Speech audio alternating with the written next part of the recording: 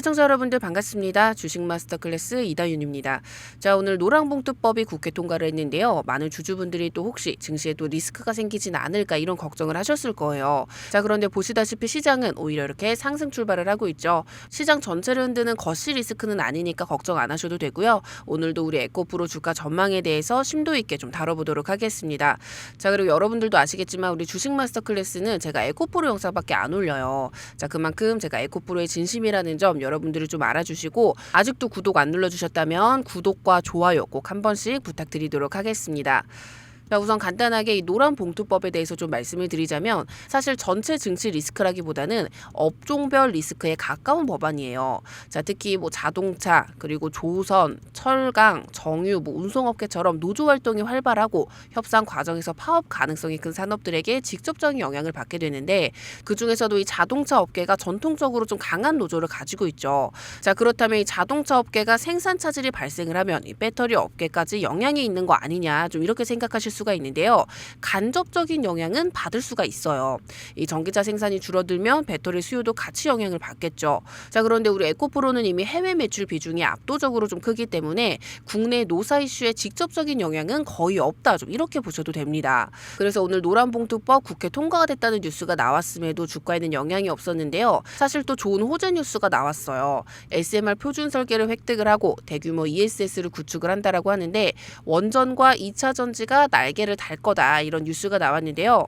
정부가 초혁신 경제 15대 프로젝트를 발표를 했는데, 크게는 이 첨단 소재 부품, 기후 에너지 대응, 해이 붐업 분야로 나뉩니다.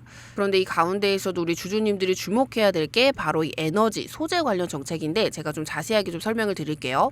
자, 첫 번째로는 정부가 2028년까지 한국형 소형 모듈 원자료 이 SMR의 표준 설계 인가를 획득하겠다라는 목표인데요. 사실 원전과 2차 전지는 별개 산업이 아니라 연결된 성장축이기 때문에 여러분들이 좀 이 내용도 유심 있게 보셔야 되는데, 기존 원전은 대형 프로젝트 중심이었다면 SMR은 소규모로 설치가 가능하고 이 안정성, 경제성이 뛰어나서 차세대 원전이라고 불리고 있습니다. 그래서 이미 미국, 유럽, 일본에서는 좀 앞서가고 있는데, 여기서 중요한 포인트는 SMR은 단순히 원전 관련 기업에만 호재가 아니라는 거예요. 이 SMR은 안정적인 전력 공급을 가능하게 해주기 때문에 전기차 그리고 2차 전지 산업에도 전력 인프라 보완 효과를 줍니다. 이 전기차와 ESS는 결국에는 값이 싸고 좀 안정적인 전기가 있어야 시장이 확대가 되는데, 이 SMR이 그 기반이 될 수가 있다라는 거죠.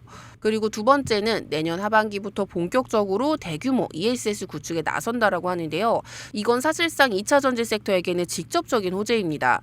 태양광이나 풍력 같은 재생에너지는 날씨나 환경에 따라서 이 발전량이 들쭉날쭉하는데, ESS는 전력을 저장을 해뒀다가 필요할 때 꺼내 쓰는 안정적인 전력을 공급을 합니다. 지금 전 세계적으로 이 전력망 개편이 좀 일어나고 있는데, 여기에 핵심이 바로 이 ESS예요. 자, 그렇다면 여기서 누가 수혜를 보느냐? 당연히 배터리 소재주죠. 특히 양극재 기업인 우리 에코프로비엔 같은 회사는 자동차, 전기차 배터리뿐만 아니라 ESS용 대형 배터리에도 양극재가 들어가기 때문에 이 ESS 수요가 커질수록 매출이 늘어날 수밖에 없습니다. 실제로 글로벌 시장에서는 이 자동차 배터리와 ESS용 배터리 수요가 쌍두마차처럼 움직이고 있기 때문에 정부의 이번 ESS 정책은 단순히 재생에너지 정책이 아니라 2차 전지 기업의 실적 성장에 직결이 되는 정책이다, 이렇게 보셔야 됩니다. 자, 그리고 마지막으로는 첨단 소재 부품 프로젝트도 좀 눈여겨봐야 되는데요. 정부가 SiC 전력 반도체, 그래핀, 초전도체, 특수탄소광 같은 핵심 소재 분야에 대규모 지원을 하겠다고 밝혔습니다. 이 SiC 전력 반도체가 뭐냐면 전기차의 전력 효율을 좀 크게 높여주는 차세대 반도체예요. 전력 손실은 줄이고 충전 효율을 끌어올리기 때문에 전기차 보급이 확대가 될 수가 있고, 그렇게 되면 함께 수요가 급성장할 수밖에 없습니다. 그리고 이 그래핀은 강철보다 200배 강하고 이 전도성이 뛰어난 차세대 소재인데, 배터리 성능을 극적으로 끌어올릴 수 있는 후보로 꼽히고 있어요. 만약에 이러한 소재들과 부품들이 본격적으로 좀 상용화가 된다면 에코프로 같은 소재 기업들도 연구 개발 협업을 통해서 새로운 성장 기회를 잡을 수가 있게 되는 거예요. 즉, 정부의 첨단 소재 지원책은 단순히 이 신소재 개발이 아니라 2차 전지 기술력 경쟁을 끌어올리는 토대라고 보시면 되겠습니다. 자, 그래서 내년 하반기부터 정부가 좀 본격적으로 ESS 구축을 좀 시작을 하는데, 양극재는 ESS에도 좀 필수적으로 들어가거든요. 그러니까 앞으로는 이 전기차뿐만 아니라 전력망까지도 수요처가 넓어지는 거죠. 그래서 이런 정책 모멘텀은 시장에서 바로 이 기대감으로 좀 반영이 될 수가 있고, 주가 반등에도 또 힘을 실게 됩니다. 지금 우리 2차 전지 업종이 2년 가까이 좀 많이 눌려 있는데 전기차 판매 둔화나 리튬 가격 하락으로 밸류에이션이 꽤 빠져 있어요. 그런데 이제 시장은 에코프로를 볼 때 전기차 소재주가 아니라 전기차 플러스 ESS 이중 성장주로 다시 평가할 수가 있고 지금 구간에서 이 밸류 회복이 나올 가능성이 굉장히 크다. 좀 이렇게 보고 있습니다. 그리고 에코프로는 이미 매출의 70%, 80%가 해외에서 좀 나오고 있는데 미국의 IRA, 유럽의 CRMA 같은 정책 덕분에 한국 배터리 기업들이 글로벌에서 전략 파트너로 좀 자리 잡았고 여기에 이번 정부 정책까지 더해지면 에코프로는 해외와 국내를 동시에 먹는 구조가 될 수가 있죠. 더 나아가서 그래핀이나 차세대 양극재 같은 신소재가 상용화가 된다면 단순히 소재주가 아니라 진짜 에너지 인프라 핵심 기업으로 성장할 수가 있는 겁니다.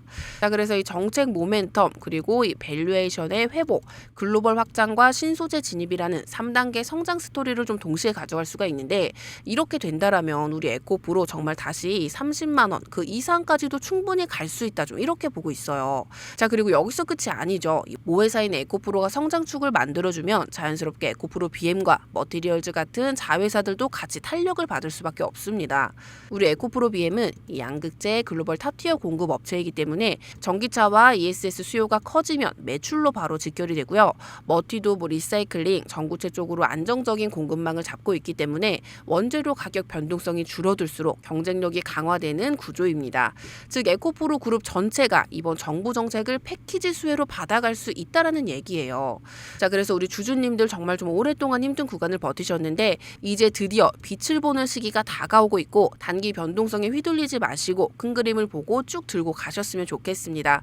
자, 그럼 오늘 영상은 좀 여기서 마무리하도록 하겠고요. 저는 다음 시간에 더 좋은 콘텐츠로 인사드리도록 하겠습니다. 감사합니다.